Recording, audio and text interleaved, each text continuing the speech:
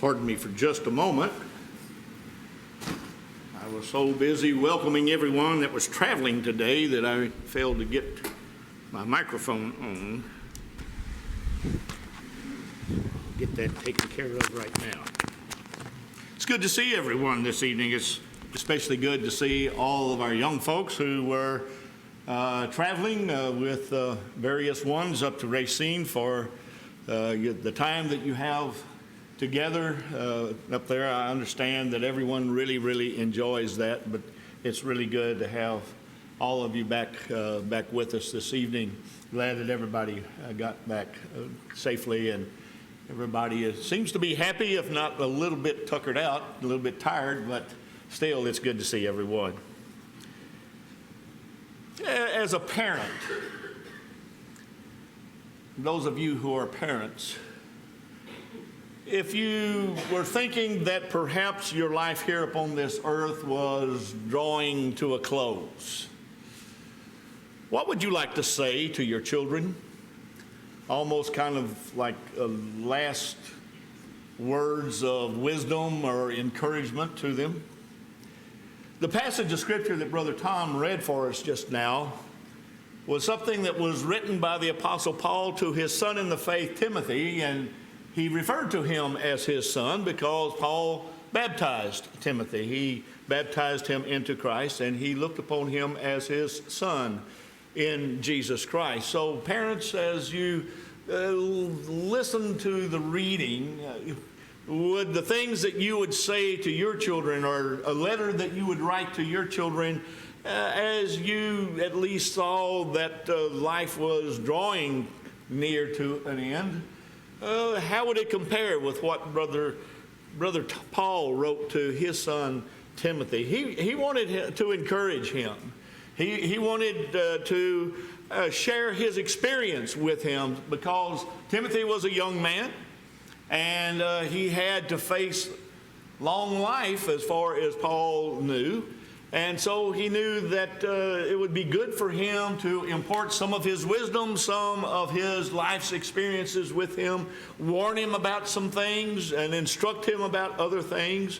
And so this letter, this first epistle that he wrote to Timothy, contains things like that. And there were three things particularly in the reading that Tom made for us that I want to draw our attention to this evening in regard to Paul's instructions and admonitions and encouragements to his son in the faith, Timothy. He said, flee, fight, and focus.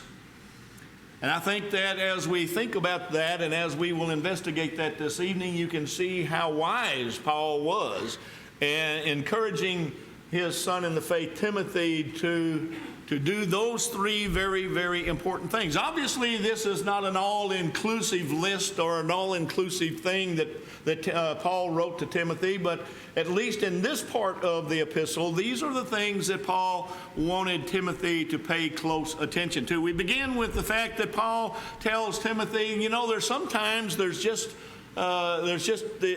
the occasion to flee, to run away. To just get out of the situation. As a matter of fact, the word flee literally means to run away or escape. The Latin word for flee is the word that we get the word fugitive from. And as you think about fleeing and you think about a fugitive, what does a fugitive do? He doesn't hang around. That's for one thing. He goes. He flees wherever he is, and even tries to hide sometimes. But Paul is emphasizing the fact that sometimes we just need to recognize we just need to run. That sticking around is just going to be more problematic for us than just leaving the scene, so to speak. Solomon, many years ago, in his book that we read and are well familiar with, the book of Ecclesiastes, in the 3rd chapter, Paul said there's a time for everything under the sun. Well, that's what Paul was talking about here. He says sometimes it's time to run. And so he says to his son in the faith, flee from these things, you man of God. And then he lists some things. He says, well, you need to flee from those people who are not holding on to sound doctrine, those who are perverting the Word of God, those who are teaching something other than the truth of God's Word. You need to stay away from those people. You need to flee from those people, he said. In verses 9 and 10 of our text, he said, you know, there are some people that all they're concerned about, all they're interested in is money. Money, money, money, money, money, money. And he says in the pursuit of becoming rich, they actually have done great damage to their spiritual well-being. As a matter of fact, Paul would tell Timothy something that is oftentimes misquoted, but he tells him that the love of money is the root of all sorts of evil, all kinds of evil. It's not it's not the root of all evil, as some people call it, but it is that which can lead to a great deal of wrongdoings and that sort of thing. And so he says, just don't desire to be rich. And I want to tell you something, that's kind of hard, isn't it? Because we talked about it a little bit, just mentioned it this morning in the Bible class, when we were talking about how can we be guilty of idolatry today. And it was brought up in the class, well, because money can easily replace God. And it's hard sometimes, is it not, for us to not develop the attitude that if our bank account was a little bit bigger than what it is, that it would solve many of our problems? Well, God says, God's attitude is, you know what, I want you to trust in me. I've made you many, many promises. I've promised you that I'll take care of you. I've promised you that I'll never forsake you. I've promised that I will provide for you in various ways. And God wants us to trust Him. Our currency carries that particular statement, in God we trust, but I'm afraid that far too many people trust more in the currency than in that statement that is on our currency. And it's difficult sometimes for even us as God's children to understand that our trust needs to be in God, not in our pocketbooks. And so Paul encouraged Timothy to flee from the desire of being rich. Now, he also in his second epistle encouraged Timothy to flee youthful lusts. And for young people especially, pay close attention to that, because that is a very, very difficult thing to deal with. As you come to that point in life where you are starting to become a young adult, then this is a great temptation, one that can ruin a lot of young people's lives. You know, sometimes as we are in our youth, we can do some things that are going to actually do great damage to our reputations, and perhaps even keep us from serving the Lord to our fullest extent. Young men, as far as maybe growing up and desiring to be an elder, a shepherd of God's people. But if you mess up your youth, then that could keep you from being able to do that. So Paul wrote to Timothy, and he wanted him to understand how important it is for him to keep his purity, his integrity as a young man. Now, he also wrote to the church at Corinth, and he encouraged them to flee fornication, and he also encouraged them to flee idolatry. And so Paul, in his letter to Timothy, in trying to encourage him, he says there's some things that you just don't want to have anything to do with whatsoever. You need to just stay away from them. Now, the good example of that is Joseph, is it not? In Genesis chapter 39, we read how that Joseph was sold into slavery. He was bought by Potiphar. He became head of over all things that Potiphar owned. And we read how that Joseph was handsome in form and appearance. It came about after these events that his master's wife looked with desire at Joseph. And she said, "Lie with me." Young people, please pay close attention to this, because this is one of those things in life that youngsters really have to watch out for. There's absolutely nothing, I think, more important for young people to recognize than the idea of maintaining your moral integrity. And so we look here at about Joseph, and here's this woman, and she is asking and telling and tempting Joseph to come and commit the sin of fornication with her. But he refused and said to his master's wife, "Behold, with me here, my master does not concern himself with anything in the house, and he has put all that he owns in my charge except you, because you are his wife. How then could I do this great evil and sin against God?" As she spoke to Joseph day after day, he did not listen to her to lie beside her or to be with her. Now it happened one day that he went into the house to do his work, and none of the men of the household were there inside. She caught him by his garment, saying, "Lie with me." And he left his garment in her hand and fled and went outside. That's exactly what Paul wrote to Timothy. Sometimes you just got to run away. But notice what we read there. Joseph's response to this woman who was tempting him to lie with her. How then could I do this great evil and sin against God? You know, he had already told her, listen, your master, my master, your husband has placed everything that he has in my charge, except for you.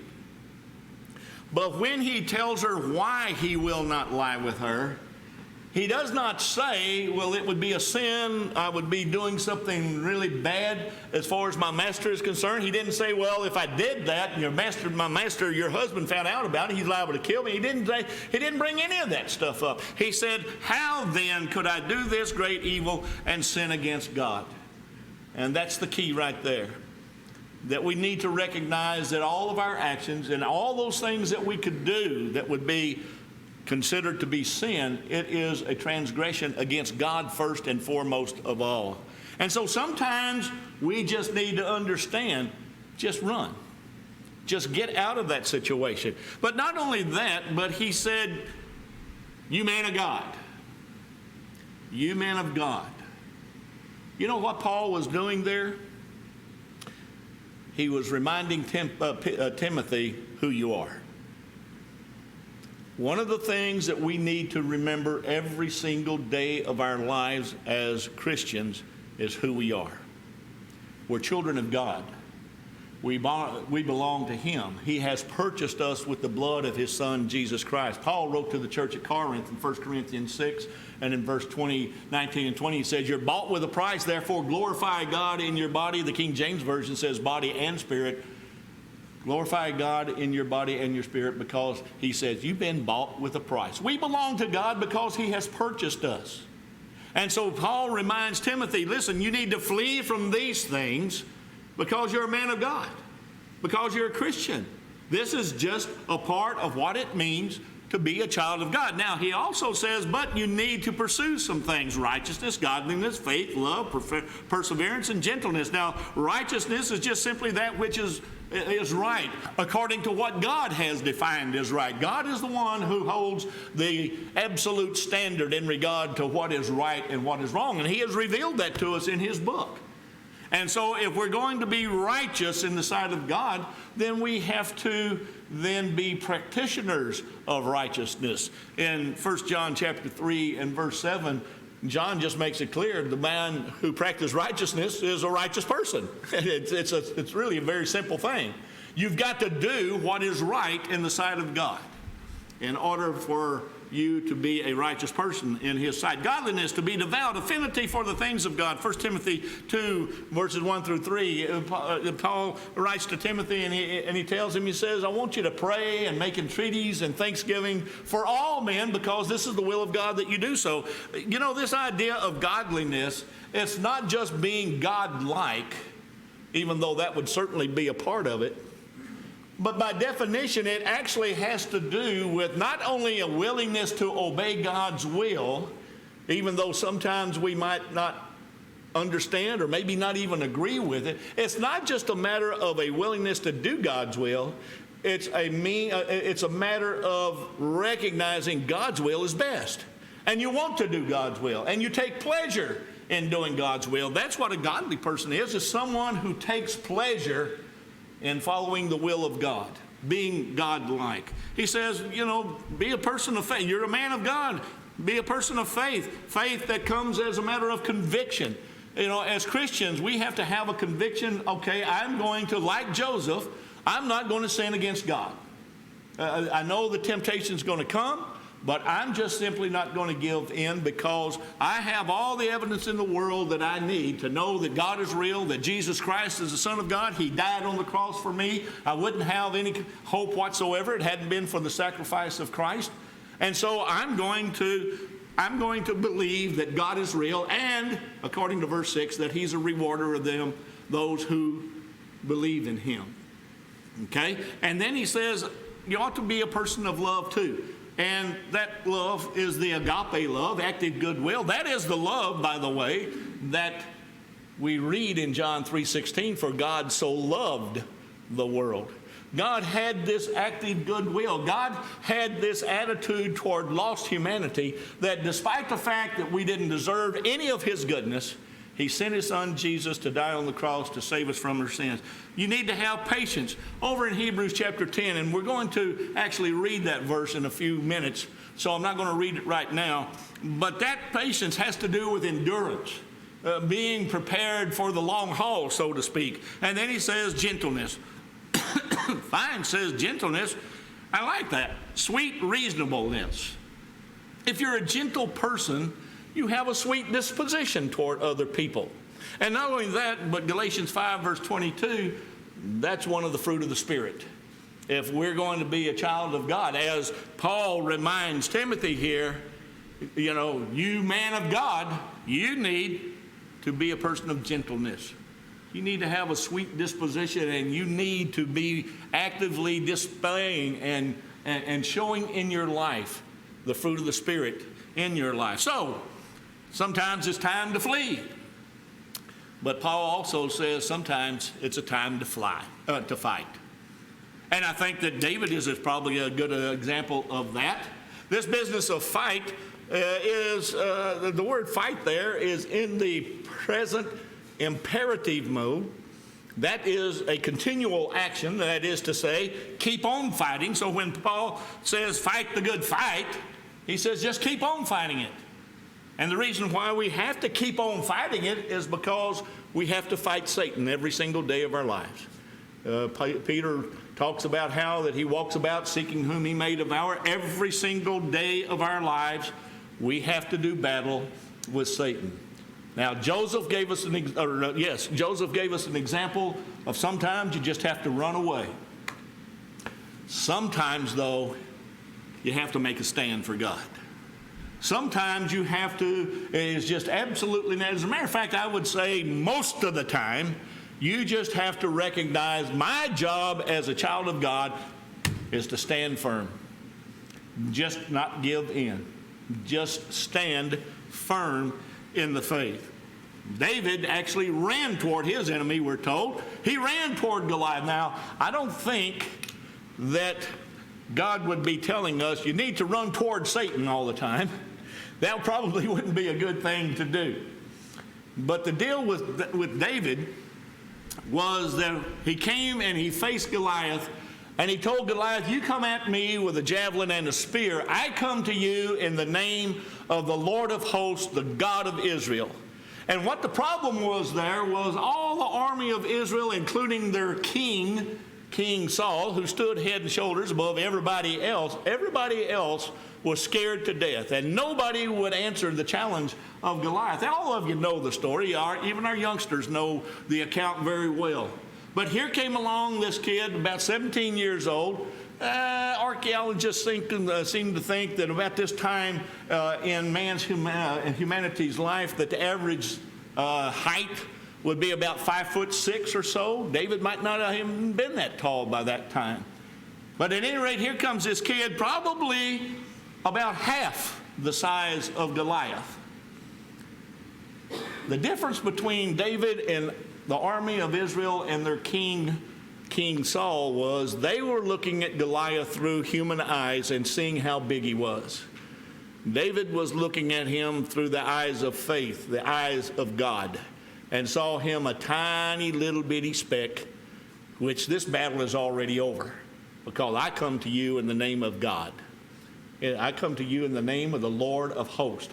That Lord of hosts phrase, God of gods, the only God, the one true and living God. And so he was able to come out and fight with Goliath there. And as I said, the battle was over before it even started because David went out there in faith with God with him. It's interesting because sometimes we are to engage in a conflict. Sometimes we're to run away from it. Sometimes we're to stay there and fight. And one of the things that we need to do is to contend earnestly for the faith. And it occurs to me that sometimes we do more fleeing concerning this than fighting. Because sometimes it's a frightening thing for us to stand up and identify ourselves as a Christian, as a follower of Jesus Christ. To let the world know that, no, I'm not buying into all the foolishness that is being taught in our society today, all the different things that we count as acceptable behavior that God says is sin. I do not accept any of that. I understand that we are to love everyone and to demonstrate that love for everyone, but we're not to accept the sin that they engage in. And not only that, but the Apostle Paul said, have no fellowship with the unfruitful works of darkness, but rather reprove them. We have a responsibility, brethren, we have a responsibility to stand up against sin and let people know that's sinful. I love you, and I want you to be right with God, but I couldn't possibly love you unless I tried to help you to see that what you're doing is wrong, that what you're doing is sinful, that what you're doing will ultimately lead you to eternal damnation. And so we have to fight that kind of faith, and it takes a great deal of courage to do that, by the way. But that's what God calls us unto. We're told in 1 Corinthians chapter 9, verse 26, the Apostle Paul was writing to the church at Corinth, and he was telling them about how that as a Christian we're to run this race. We're to run this race that is a marathon race. It's a lifelong race. It's not a sprint. It's not a 100-yard dash. It's a marathon here. And he says not only that, but we're like boxers. And he says, I box in such a way as not beating the air. And I really like that picture that Paul paints there. Lexi, if your daddy was here, he would be able to stand up here beside me and tell everybody about boxing and what boxers do. But I've investigated that a little bit. And I've even seen, was it you or your sister that put the thing on YouTube about your dad? Well, somebody did. I got to actually see Marty in action. And the man was quick as lightning. I tell you what, he had very quick fists. But have you ever watched a boxing match? The bell rings and the two guys come out and they're pretty much in the center of the ring. They've got their guard up. They've got their hands up and that sort of thing, but they just kind of, they just kind of circle around. They walk around a little bit. You know what they're doing? They're measuring each other. They're looking at each other. They're looking to see if there's any kind of pattern of behavior there, any opening that they might be able to get so that they can throw their punch. Well, Paul says, as Christians, we're to box in such a way as not beating the air. In other words, he says, you know what? You need to take really close attention to your opponent. Well, our opponent is Satan.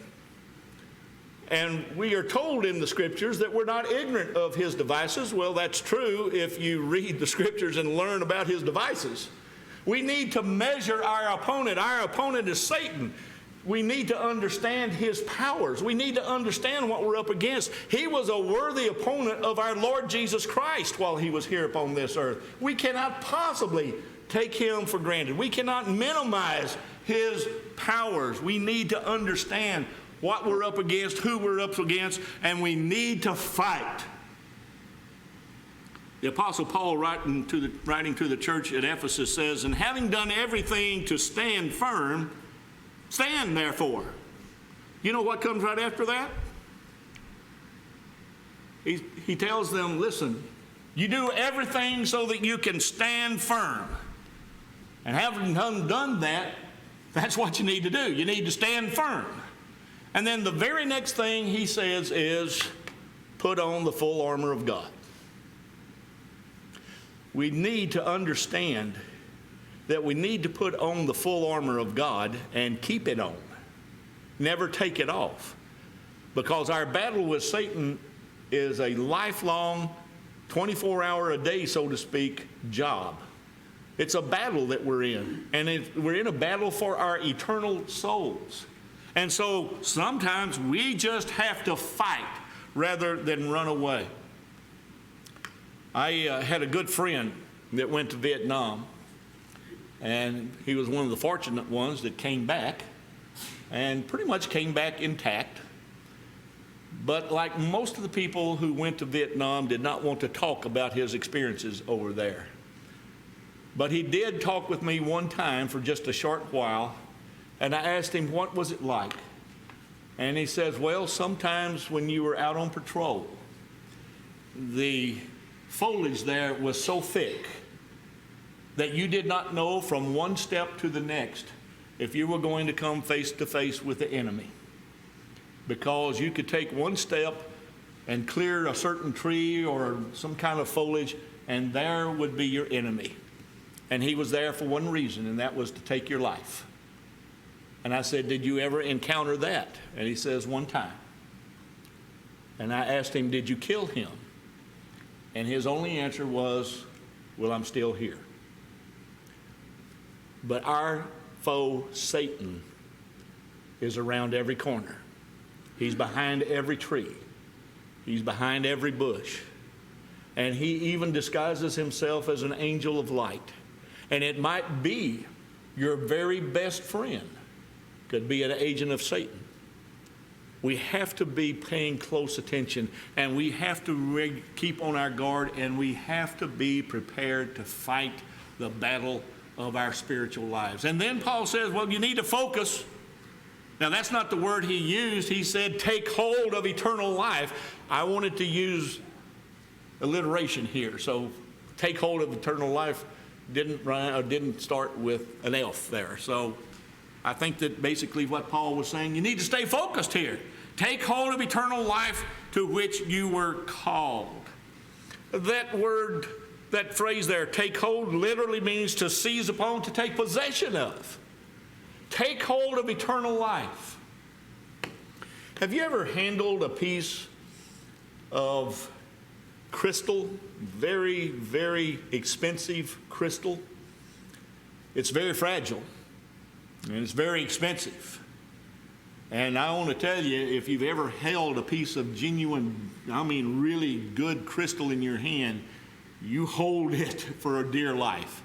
You're not sitting there doing a juggling act with it. You're hanging on to it with all your might because you don't want to drop it and break it, because it will break. Venetian glass, if you've ever been to Venice, Gene and I have been to Venice, they have Venetian glass. It is some of the most beautiful things that you've ever seen in your life. All different kinds of colors, very, very thin, very, very light. I mean, you could have some kind of a jar or whatever this tall, and it'd be light as a feather. It is incredible. But it is also very, very fragile. Paul is reminding Timothy, eternal life is very, very precious. It cost God the blood of his Son, Jesus Christ, on the cross of Calvary. And it needs to be very, very precious to each and every one of us. And so take hold of that, seize it, take possession of it, hang on to it with everything that you've got. To seize upon, to take possession of. In 2 Thessalonians, it was for this he called you through our gospel, that you may gain the glory of our Lord Jesus Christ. God called us, ladies and gentlemen, he called us for a very specific purpose. He wants us with him.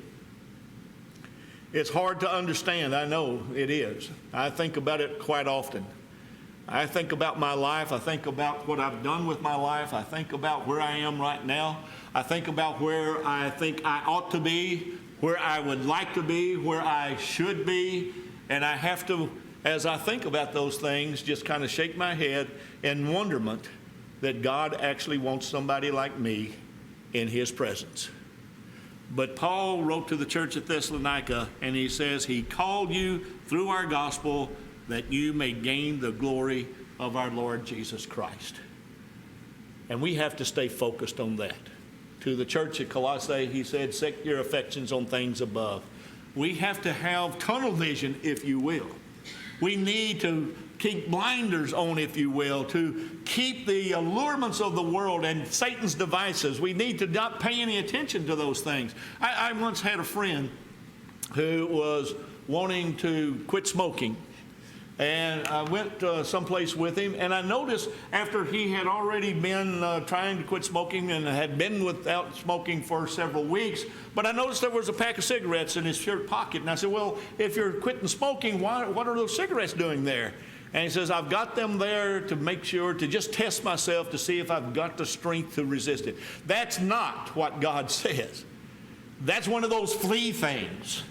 That's when you flee. When you're trying to put away some particular sin in your life, then you stay away from anything that would even closely resemble the temptation for you to engage in that particular activity.